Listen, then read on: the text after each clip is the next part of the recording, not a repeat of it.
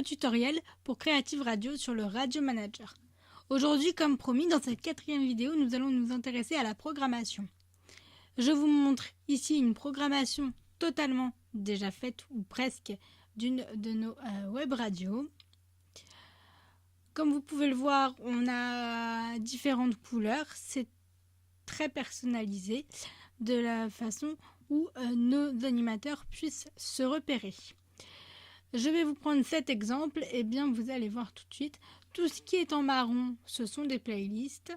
Tout ce qui est en bleu, ce sont des playlists régulières qui sont changées tous les jours via l'onglet playlist qu'on a vu la fois précédente. Les rediffusions d'émissions déjà enregistrées dans ce cas-là sont en vert. Enfin, les directs sont en rouge, les concerts diffusés sur la radio sont en violet et enfin, les interviews sont en rose. Une émission littéraire, bon ça c'est vraiment particulier à cette radio, sont en bleu, etc. Ça permet de se repérer. Puis la rotation générale qui arrive quand la programmation ne comble pas toute la série. Voilà pour présenter un peu cette grille des programmes. Alors comment on ajoute quelque chose à la programmation? C'est très simple. On va dans Ajouter.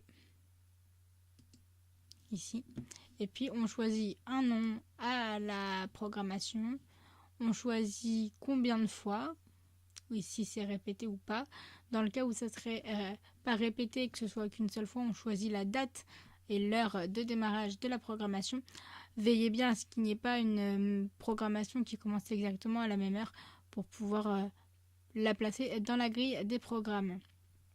Si c'est de façon répétée chaque semaine, vous pouvez le choisir avec l'heure et le jour de la semaine ou les jours de la semaine quand il y en a plusieurs. Vous allez voir que par exemple pour Italia Bella dans la programmation, eh bien c'est répété à la même heure le vendredi et le dimanche. Vous pouvez choisir que cette playlist tourne en rotation générale ou du début à la fin. Et si vous choisissez le début jusqu'à la fin, eh bien vous trouvez la playlist qui doit succéder. Vous pouvez choisir de faire jouer les jingles ou non. On verra les jingles dans les prochaines vidéos. Vous verrez, c'est assez simple de les programmer une fois qu'on sait le faire. Jouer la demande de musique auditeur, ça aussi, on verra ça dans les widgets, mais pas tout de suite. Et enfin, vous pourrez changer les couleurs de la programmation via les codes que vous trouvez sur, par exemple, Photoshop ou autre logiciel de photo. C'est à peu près les mêmes. Pas tout à fait les mêmes couleurs, mais presque. Voilà pour comment on ajoute une programmation. Alors, vous tapez un nom ici. J'en mets pas parce que sinon il s'affiche des données personnelles. Vous choisissez la répétition ou pas, vous faites activer et puis vous verrez tout de suite que une fois que vous avez fait votre playlist, eh bien, elle apparaît comme ici. Vous pouvez les modifier également en faisant, par exemple, je vais vous le montrer ici. Vous pouvez modifier l'heure de démarrage, par exemple suite à cette playlist.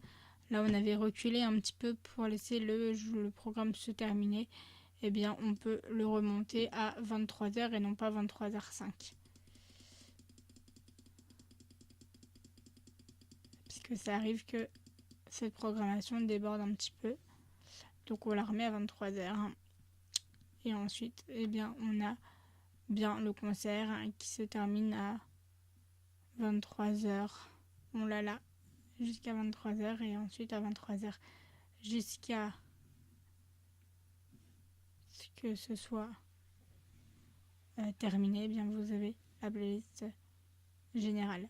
Voilà. Je crois qu'on a fait le tour pour la programmation. Je vous remercie d'avoir suivi ce tutoriel.